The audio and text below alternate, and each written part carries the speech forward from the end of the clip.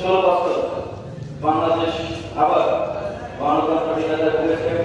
বাংলাদেশের মানুষ কোনো কথা বলতে পারে না, অন্যায় অত্যাচার হামলা মামলা, যার পরিণাম আজকে আমাদের দেশ এবার কেয়ার হসপিটালে। আপনারা জানেন তিনি ইন্টেনসিভ কেয়ারে আছেন। আমরা শুধু বাগেরহাট না, সারা বাংলাদেশের প্রতিটি দলমত নির্বিশেষে এমনকি মসজিদের ইমামরাও খালেদা জিয়া ঈশ্বরীয় শাসক শেখ হাসিনাকে ফাঁসি রাজি করেছে। ফাঁসি যেন আমাদের اللهم آمين.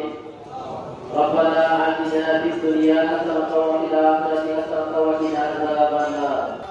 আপনি আহকামুল হাকিমিন আলিমুল গায়ব, আল্লাহ পরজামি অন্তরের খবর জানেন তো মালিক।